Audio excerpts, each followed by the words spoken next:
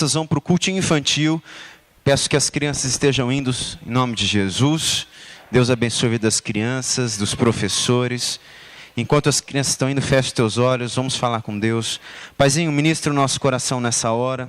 Frutifica a tua palavra, que nós não sejamos persuadidos por sentimentos errôneos, mas que nós sejamos persuadidos pelo teu Espírito. Fale conosco no nome de Jesus. Amém?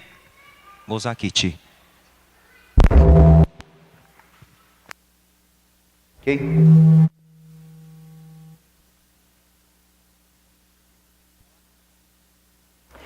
Abra sua Bíblia comigo, Evangelho de Lucas,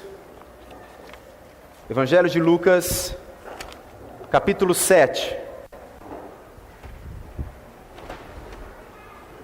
Evangelho de Lucas, capítulo 7, a partir do verso 11. Nós vamos ver uma história, uma narrativa, que tem Jesus nessa história. Tem Jesus nessa história. E aonde tem Jesus na história, tem uma história que se surpreende. Aonde tem Jesus na história, existe algo que os olhos veem, mas que por detrás é possível enxergar outra coisa. Aliás, o apóstolo Paulo diz, não é? Escreveu na igreja que estava em Corinto, que nós não devemos ficar atentos às coisas que nós estamos vendo. O Paulo diz, estejam atentos às coisas que não se veem, porque as coisas que nós estamos vendo são passageiras, são terrenas, mas as coisas que nós não vemos são eternas. Então eu sempre tenho para mim, que toda a leitura que a gente faz em Jesus Cristo, nós temos uma história, nós temos uma narrativa, mas por detrás dessa narrativa, por detrás dessa história contada, existe uma revelação, existe um princípio que Deus quer mostrar para nós, e que se os nossos olhos não estiverem atentos, nós vamos passar desapercebidos. Então eu quero trazê-los agora a essa história que está prescrita aí para nós, no capítulo 7, verso 11 de Lucas. O médico Lucas escreve assim, verso 11, capítulo 7. Logo depois, Jesus foi a uma cidade chamada Naim, e com ele iam seus discípulos e uma grande multidão. Ao se aproximar da porta da cidade, diz o texto, estava saindo o enterro do filho único de uma viúva, e uma grande multidão da cidade estava com ela. Ao vê-la, o Senhor se compadeceu dela e disse a essa mulher, não chore. Depois, aproximou-se, tocou no caixão, e os que o carregavam paravam, e então Jesus disse, jovem, eu te digo, levanta-te. E diz o texto, o jovem sentou-se e começou a conversar, e Jesus então o entregou à sua mãe. E diz o texto, verso 16, que todos ficaram cheios de temor, e todos então louvaram a Deus, e diziam, um grande profeta se levantou entre nós. Deus interveio em favor desse povo. E diz o texto, verso 17, que essas notícias sobre Jesus foram se espalhando por toda a Judéia e regiões circunvizinhas. Preste atenção, se os nossos olhos naturais forem olhar a história e perceber, nós vamos ver, claro, aqui uma coisa muito bonita acontecendo. É um milagre, que pouco se vê hoje, que pouco se enxerga hoje, que nós poderíamos chamá-lo de um milagre extraordinário, porque não é natural nós ligarmos a TV e colocarmos no jornal, não é natural a notícia ou ser noticiado que alguém foi ressurreto. A pessoa estava deitada no caixão e de repente acordou. Não é natural isso. Então, aos nossos olhos enxergaríamos o quê? Um fato extraordinário. Mas vamos a esse fato. Vamos a essa história e vamos aos seus detalhes. Existe nessa história uma mulher que já é preterida, uma mulher que já é hostilizada. Por quê? Porque essa mulher, ela carrega consigo uma circunstância já desagradável. Diz o texto que ela é uma mulher viúva.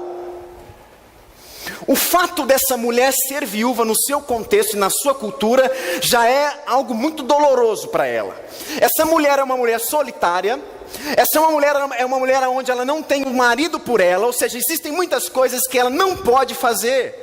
A sociedade dessa época não dava condições às mulheres viúvas de terem essa socialização, de receberem coisas da sociedade. Por isso que a palavra de Jesus diz em Tiago que a nossa intercessão é por viúvas. Nesse caso, nós entendemos então que essa mulher, ela já vivia de uma maneira muito difícil, muito dolorosa. E ela tinha um filho, e esse filho era menor. Ela tinha que cuidar desse filho. Esse filho, ele era cuidado por essa mulher. Então olha só as circunstâncias dessa mulher, ainda com o seu filho vivo. Ela vivia de maneira difícil, a sociedade não a apoiava, ela era discriminada, hostilizada, preterida. Era uma mulher que tinha muitas dores por causa disso, e ela precisava cuidar do filho, ela tinha que dar educação ao filho, ela tinha que dar alimentação ao filho, ou seja, essa mulher, ela tinha um trabalho e necessitava de uma força hercúlea para lidar com a vida. Pois bem, mas para agravar a situação, para que essa situação se tornasse mais difícil, acontece uma catástrofe. O que não é natural acontece. O filho desta mulher vem a falecer. Então olha só, ela já vivia uma situação difícil por ser viúva, e agora ela perde o seu filho.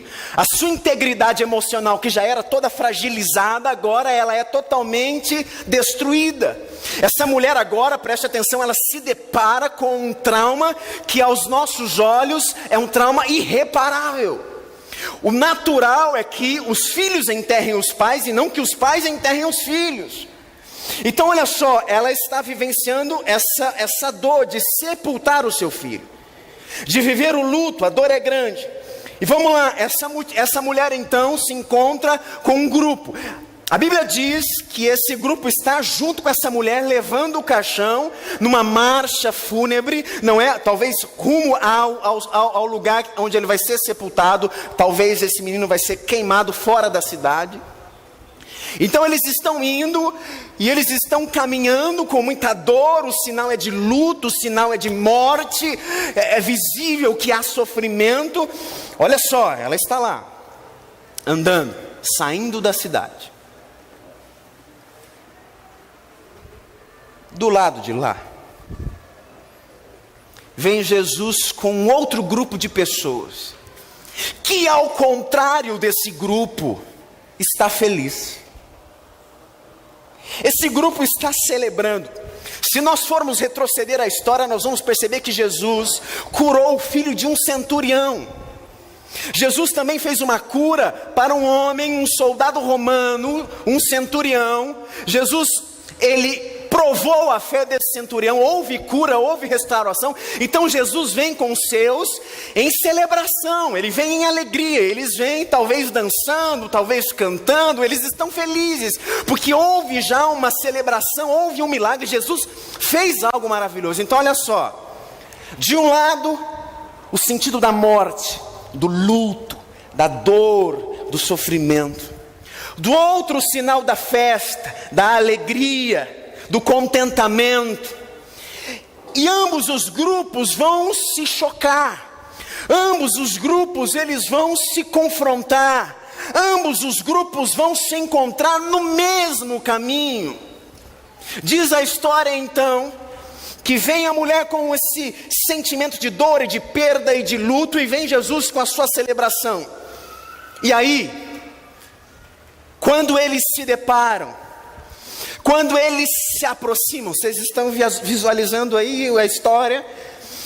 Diz o texto para nós que Jesus vem com a sua multidão, e quando ele vê a mulher, quando ele percebe que existe uma mulher em prantos, porque essa mulher chora, imagina a situação dela, ela já não tinha uma situação boa, agora ficou pior. Talvez essa mulher esteja pensando, o que eu vou fazer? Eu perdi o meu arrimo.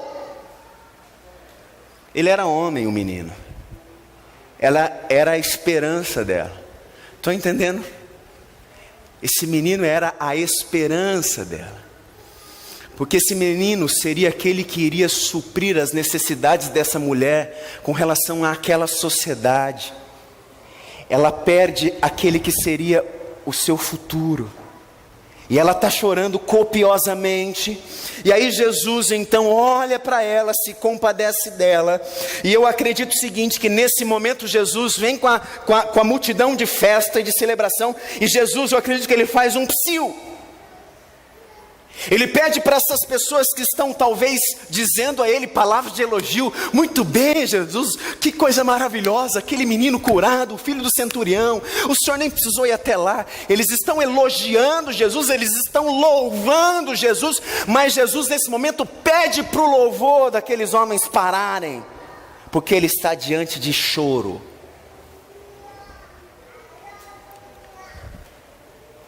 E a primeira coisa que eu percebo nesse texto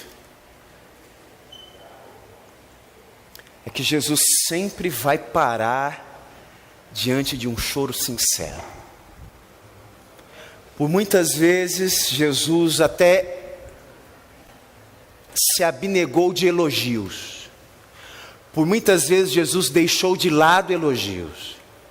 Por muitas vezes Jesus não aceitou elogios. Lembro-me do jovem rico que diz: bom mestre, e ele diz: não sou bom. Lembro-me de Nicodemos, quando Jesus disse: vejo que tu és mestre, ele diz: não sou mestre.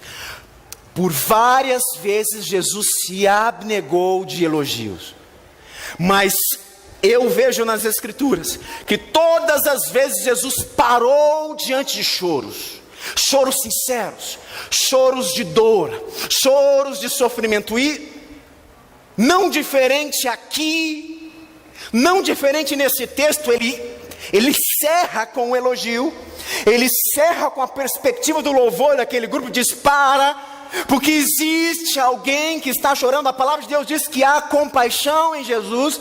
A palavra de Deus diz que ele se compadece. Irmãos, se compadecer é se quebrar, se compadecer é se inclinar, se compadecer é ter a empatia, é ter a possibilidade de sentir no seu coração o que o outro está sentindo. Jesus olhou para aquela mulher e ele sentiu o luto, ele sentiu o que ela estava sentindo. Então ele parou, porque ele em seu coração e em sua atitude mostrou uma coisa, que ele disse: é muito fácil nós vivermos com os nossos próprios sentimentos e lidarmos com eles, mas quando a gente começa a lidar com os sentimentos dolorosos dos outros, nós precisamos parar. Jesus era mestre de lidar com a dor do outro, e ele não passava de largo, ele não olhava de soslaio, ele sempre deu atenção ao choro, à dor. Ele para, e para uma leitura casual, a pergunta que Jesus faz traz a nós até um certo desconforto, porque preste atenção, Jesus olha para a mulher e diz assim: não chores. Para qualquer um essa seria uma pergunta estranha: não chores? Como pode uma mulher em sofrimento não chorar? Como pode alguém que perdeu a esperança não chorar? É incabível. A nossa leitura, meus queridos, olhar esta situação, perceber, mas como que Jesus, diante de uma situação dessa, vai falar um negócio desse? Eu acho que teve um discípulo que cutucou Jesus, falou: Jesus, que pergunta, hein? Tinha outra pergunta para fazer? Tipo assim: o Senhor te console, Deus te abençoe. Tipo, é difícil mesmo. Sabe aquelas coisas que acontecem dessa hora, né? Bate nas costas: Deus te abençoe, é difícil, né? Não, é muito difícil. Mas eu vou lá em casa estar intercedendo por você, orando, vai dar tudo certo. É muito natural olharmos para esse questionamento de Jesus e falar: aliás, Jesus tinha alguns questionamentos muito estranhos. Era não temas para a pessoa que estava totalmente detonada com a vida. Eu disse no começo aqui, nós precisamos enxergar aquilo que os olhos não veem. Por que Jesus chega para essa mulher e fala: não chores? Por que Jesus para diante do sofrimento, diante da morte, e fala: não chora? Irmãos, deixa o Espírito de Deus ministrar o teu coração, nós temos algo para aprender aqui. Parece que Jesus apenas está vivenciando uma historinha contada por um homem chamado Lucas e que a gente lê. Parece que Jesus está vivendo um momento do seu ministério, é um momento como outros, como aconteceu um momento com um leproso, como aconteceu um momento com prostituta, como aconteceu um momento com tantas. Parece que é só um momento, parece que é só uma circunstância, parece que é só algo casual. Mas preste atenção. Eu vejo aqui que Deus, através de Cristo, está querendo mostrar alguma coisa para nós, a igreja, que talvez os nossos olhos não percebam. Quando Jesus está diante da morte, lembra que eu disse a morte está vindo, o sinal da morte está vindo. Jesus vem e olha a morte, ele olha a morte de perto. E quando ele olha a morte, ele vira para aquela mulher que sente o bodum, o cheiro ruim da morte. Aquela mulher que sente o gosto acidulado da morte. Quando Jesus olha, ele olha para aquela mulher que está vivenciando a morte, a dor da morte, o aguilhão da morte. Ele olha para ela, ele fala: não chora. O que Jesus está querendo dizer com isso? Jesus está querendo dizer assim: mulher, a morte chegou até aqui, mas daqui para frente, a morte não vai ter mais nenhum poder.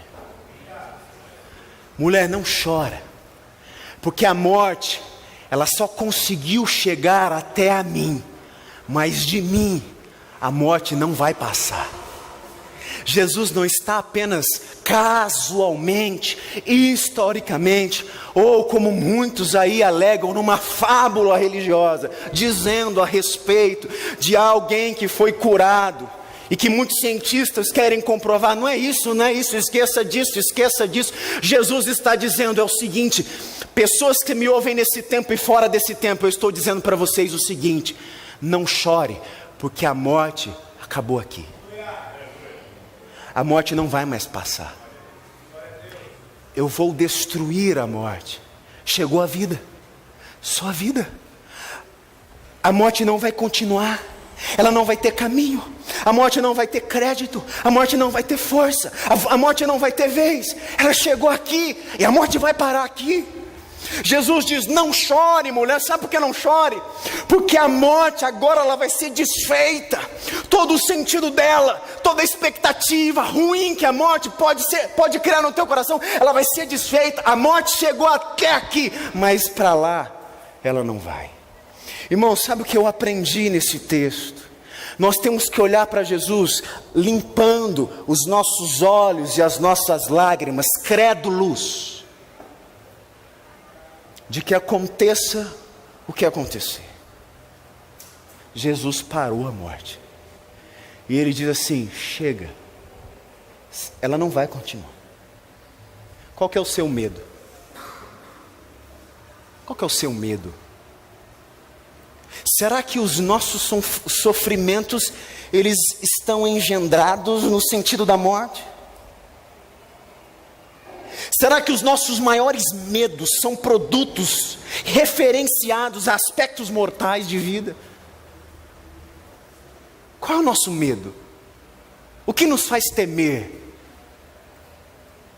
Que perdas envolvem o nosso coração? E perdas essas que estão ligadas a sentimentos de morte. Mas não estou dizendo de uma morte literal, a morte de um sonho.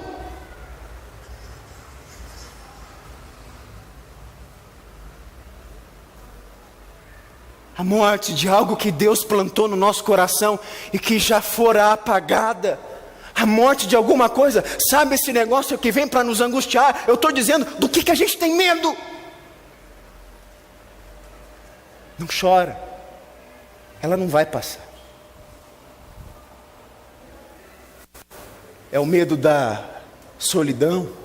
É o medo das histórias desse vagão, que talvez descrevem realidades presentes no nosso dia a dia. E tantas outras histórias que estão presentes no nosso cotidiano e que fazem com que os nossos lábios fiquem todos amargados por causa de sentimentos. Irmãos, que sentimento que nos faz ter medo? Jesus falou: a morte não tem vez.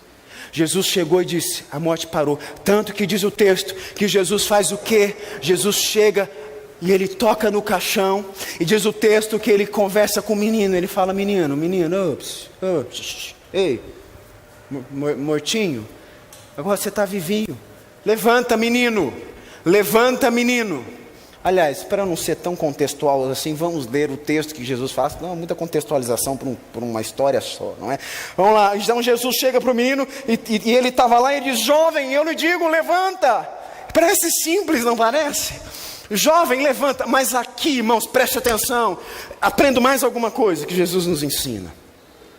Jesus não trata com fenômeno. Jesus, ele não trata com a morte. É muito interessante como Jesus lida com essa realidade. Isso é extraordinário, porque Jesus não lida com a morte. Jesus não conversa com a morte. Eu já vi várias vezes as pessoas dialogando com os fenômenos. Ele fala com a doença. Doença, eu te digo, sai dela. Mas como se a doença fosse um ente. Como se a doença tivesse ouvido, tivesse... Morte, eu te digo, sai dele, morte. Mas calma aí, você está falando com a morte?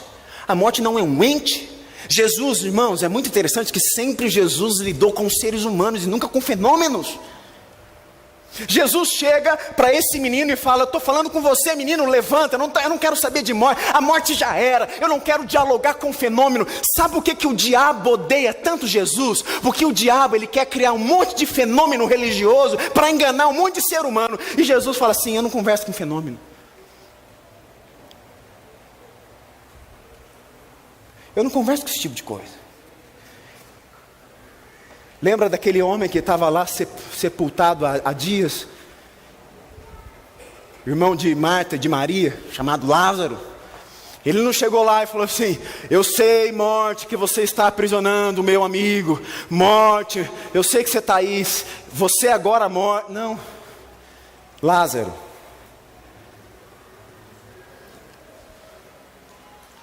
Lázaro. Vem para fora. Irmãos, prestem atenção aqui numa coisa.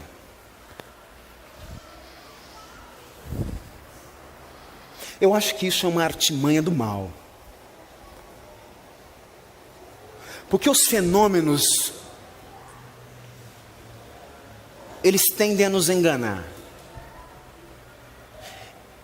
Eles tendem a nos desvirtuar o foco. A gente fica muito aprisionado a isso. A gente teme, a gente se fragiliza. Olha para Jesus, Jesus vai falar com você, ele vai dizer, ei você. Jesus lida com os seres humanos e não com fenômenos. Ele não fala com a morte, ele não fala com a doença. Ele diz, você está curado, você está salvo. E aí eu vejo uma coisa na divindade. A divindade não está preocupada com as circunstâncias que submetem as pessoas, mas ela está preocupada com as pessoas. Mas nós nos preocupamos com os adventos, nós nos preocupamos com as circunstâncias, nós nos preocupamos com essas coisas que nos rodeiam. Isso nos faz mal. E isso vai tirando de nós aquilo que Jesus trouxe para nós, que é o relacionamento de intimidade. Da mesma forma como Jesus pessoalmente fala com você, Ele espera que você fale com Ele. Mas a gente fica lidando com os fenômenos, a gente fica lidando com os sentimentos, a gente fica lidando com medo, a gente conversa com medo, a gente conversa com a angústia, a gente conversa com a depressão, a gente conversa com tudo isso. A gente cria diálogos dentro do nosso coração que nos aprisionam, que nos causam mal. E Jesus está dizendo, para de conversar com eles, para de alimentar esses medos que estão presentes em você. Olha para mim, converse comigo. Converse comigo. Só olha para mim. Porque você não tem nada para fazer. Quem faz sou eu. Você não tem nada que você pode fazer. Sou eu quem faço. E diz o texto que o menino fica em pé. E conversa com o menino. Amém? Ô irmão, achei que vocês não estavam pentecostal hoje. Primeira coisa, a morte para em Jesus. Segundo, Ele não lida com fenômenos, Ele lida com você. Com você. Coisa linda, Jesus. Vamos ver. tem mais alguma coisa aqui que a gente pode falar. E aí diz o texto, maravilhosamente diz o texto, que Jesus levanta esse menino do caixão e entrega esse menino para quem? Menino, eu fiz o seguinte, olha Jesus, ele falou assim, eu te salvei do caixão, agora você vai para Jocum. Ele falou isso não está lá não, né, irmãos? Até podia estar, não tem problema nenhum de estar, mas não foi isso. Ele falou assim, menino, é o seguinte, eu agora tirei você do caixão, tá? Então, seguinte, agora você vai sair pelas nações, dando esse testemunho maravilhoso do meu poder, você vai ser um apóstolo, vai lá. E ele falou isso para o menino, irmãos? Não falou isso. Eu achei muito interessante o que Jesus fez. Olha para o texto, vamos analisá-lo, olha para o texto. Eu estou falando para vocês olhar que dá tempo de eu beber água, está vendo que são?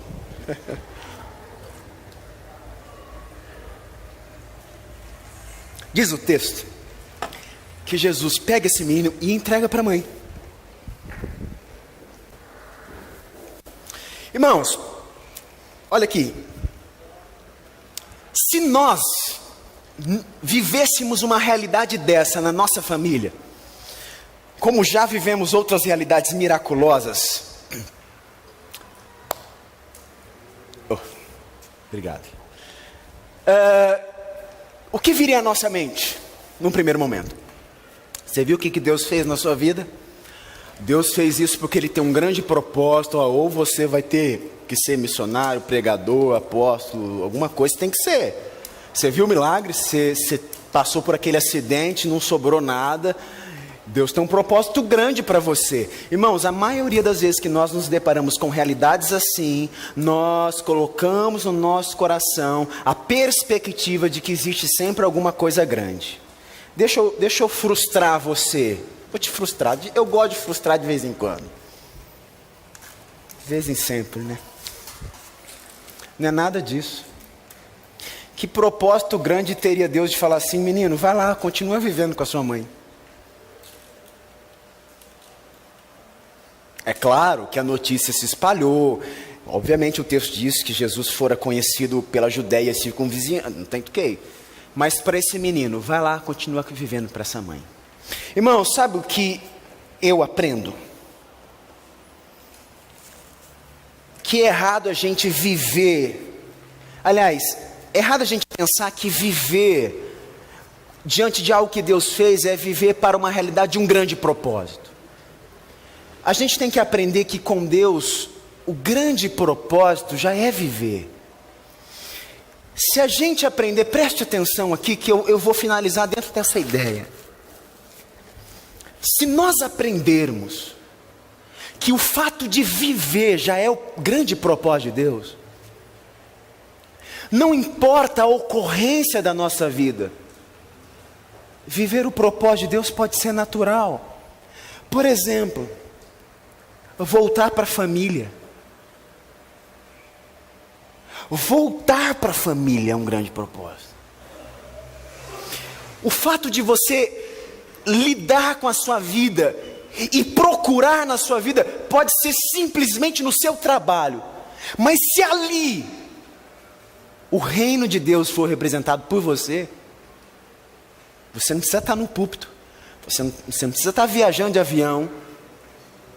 Ali é o grande propósito. E esse milagre parece que não, mas aconteceu com a gente. Porque nós somos representados, e aí é claro, vem a leitura muito que deveria ser feita, que somos nós que estamos dentro desse caixão. E que Jesus para e fala com a morte, aliás, e fala com a gente, levanta, e a morte acaba ali. Irmãos, a Bíblia diz que todos nós estávamos mortos nos nossos delitos e nos nossos pecados. Efésios capítulo 2, verso 1. Jesus fala, chega a morte, parou. E aí, Jesus fez parte da nossa vida. Ele te mandou para onde? Ele te mandou lá para sua casa mesmo, para o seu serviço. Ele te mandou lá para o seu dia a dia. Ele te colocou lá no seu cotidiano, porque lá é o propósito de Deus. Eu aprendo 3 coisas com esse texto. A morte parou. Ela não teve mais vez. O texto de Atos diz que a morte não pôde segurar Jesus. Acabou. Irmãos, deixa eu declarar para vocês, e essa declaração só Deus pode fazer. Acabou a morte para nós, tá? Acabou. Segundo, Deus olha para nós, conversa conosco. Ele não trata os nossos fenômenos, Ele conversa com o nosso coração e com a nossa intimidade. E terceiro, é no lugar que nós estamos que Deus revela o propósito dEle, diante do milagre que Ele já fez na nossa vida. Irmãos, eu tenho visto cristãos sofrendo, esperando milagre. É uma correria atrás de milagre. É tanta igreja fazendo campanha de tanto milagre. É corrida de milagre. É autorama de milagre. É milagre para tudo quanto é lado. É dominó de milagre. É milagre. Milagre já aconteceu. Jesus parou a morte. Porque todas as coisas que nós vamos receber como fruto daquilo que Jesus já fez na cruz. Amém? O teu lugar natural e simples revela o grande propósito de Deus na sua vida. Essa mulher pegou o menino pela mão, voltou para casa e continuou vivendo a sua vida com uma única diferença. De que a partir daquele dia, a morte deixou de fazer parte da vida dela e da vida daquele menino. A morte deixou de fazer parte da sua vida, da sua casa. Você ainda está chorando por ela? Você ainda está deixando lágrimas cair por causa do sofrimento da morte? Que elas sejam cessadas hoje.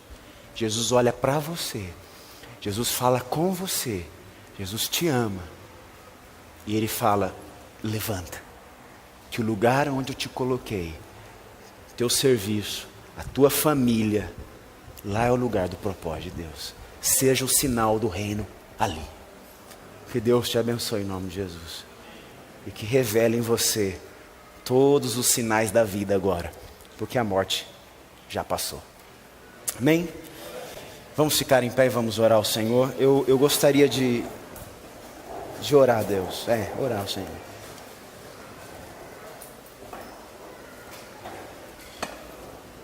Eu gostaria de louvar o Senhor essa oração. Eu gostaria de louvar o Senhor com essa canção, que exemplifica exatamente tudo isso que nós acabamos de ouvir.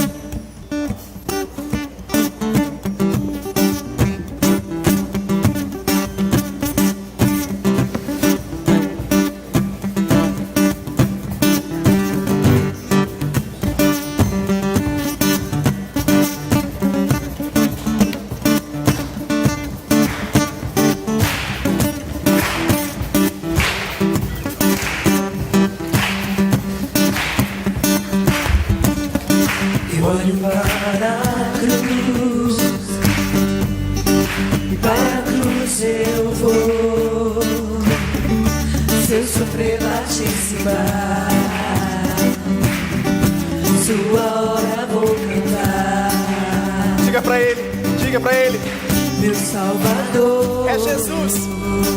Diga assim: na cruz mostrou grande amor, o amor do Pai, o justo Deus. Declare a nossa vitória. Pela cruz me chamou gentilmente, me atraiu e eu, sem palavras, me aproximo, quebrantado o seu amor. Faça essa oração. Diga pro Senhor: Sempre fique para Ele e diz: Jesus, eu sou grato pela vida, eu sou grato por tudo aquilo que o Senhor fez, eu sou grato, Jesus. Aleluia. Olha o que você vai dizer: merecida, merecida a vida, olha, de graça recebi, por sua cruz, a morte me livrou. diga bem alto, o que Ele trouxe? Trouxe minha vida. Sim, eu estava condenado, mas e agora, irmão? Mas agora pela cruz, Olha só o que Ele fez, diga. eu fui reconciliado. Oh, sim, Jesus, eu amo a tua cruz. Pela cruz me chamou gentilmente, me atraiu e eu, sem palavras, me aproximo, quebrantado. Pela cruz, pela cruz, pela cruz. Pela cruz me chamou Aleluia. gentilmente, me atraiu e E eu, Senhor, me aproximo. quebrantado, o seu amor, impressionante é o seu amor. Esse amor, Deus, aleluia. Me redimiu e me mostrou o quanto esse Diga impressionante, diga. Impressionante é o seu amor. O que Ele fez, que Ele fez. me redimiu e me mostrou Impressionante, impressionante, diga impressionante. Impressionante é o seu amor. Esse amor que te salvou. me redimiu e me mostrou o quanto esse Pela cruz me chamou gentilmente, me atraiu e eu, sem palavras, me aproximo, quebrantado, seu amor. A cruz me chamou gentilmente, me atraiu e eu, sem palavras, me aproximo, quebrantado do seu amor. aleluia. Obrigado, Jesus. Obrigado porque o Senhor fez tudo por nós, ó Pai. Nós estávamos perdidos e a tua graça nos salvou. A tua graça nos salvou. A tua graça nos salvou, ó Pai. Agradeça a Jesus. Agradeça a Jesus no seu lugar. Agradeça por tudo que Ele fez na sua vida. Aleluia. Aleluia, Deus. Quebrantado Do seu amor.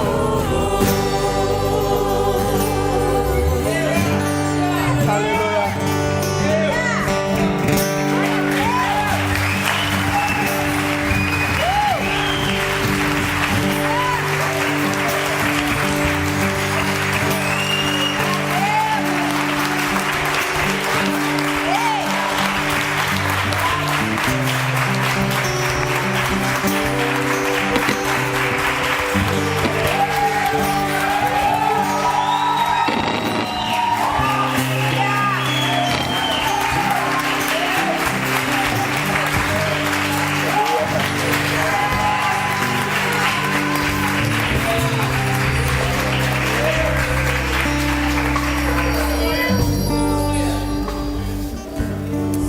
Ainda tem muita gente aqui, ainda tem muita gente chorando. E essas pessoas estão todas aí. Diz o texto que Jesus ia por todos os lugares pregando aos endemoniados, epiléticos e paralíticos. Ainda existem muitos deles aí. Que você e eu, que nós sejamos o sinal visível do reino de Deus para essas pessoas. Que essa cruz que nós celebramos seja a celebração de pais que veem seus filhos saírem de casa com medo que eles não voltem. Que essa cruz seja a celebração de filhos que amargamente choram a ausência dos seus pais. Que essa cruz seja a celebração de muitos que se encontram em leitos de enfermidade, desenganados de médicos. Que essa cruz seja a celebração de muitos meninos e meninas, homens e mulheres que se encontram agora depressivos e prontos a se anestesiarem no submundo das drogas. Que essa cruz seja o sinal da vida no lugar onde nós estivermos, na nossa casa, no nosso trabalho, em nome de Jesus. Amém? Amém. Aleluia. Nós vamos agradecer a Jesus, orando a Ele. E eu quero agradecer a vida de você, por você estar aqui hoje, por poder lembrar Jesus. Quero agradecer as 35 pessoas que foram colocadas aqui, 35 meninos e meninas, homens e mulheres. Deus abençoe vocês. O nosso trabalho está começando, viu? Quero agradecer a vida do Isaías. Onde está o Isaías? Isaías, Deus te abençoe. Alegria para a gente recebê-lo. Pastor Amado Bes, Deus abençoe a vida do Senhor em nome de Jesus. Gostaria que o Mateus pudesse dar um abraço nesses nossos irmãos. Estou vendo ali a Paula. Deus abençoe, Paula. Em nome de Jesus, que Deus continue abençoando sua vida. Em nome de Jesus. Vou pedir para o Jeff, que é irmão. Olha que coisa gostosa. Dar um abraço na Paula. Dona Madalena está ali. Deus te abençoe em nome de Jesus. Uma alegria para ter a senhora aqui. Estou vendo a Marina e o Mateus. Que presente gostoso vocês aqui, de férias e passeando. Deus abençoe em nome de Jesus a vida de vocês ricamente, viu? Eu quero agradecer a tua vida, todo mundo, que nós hoje saiamos daqui entendendo que a vida é essa, é a nossa história, mas que Jesus está sobre ela. Amém? Vamos orar? Senhor, muito obrigado.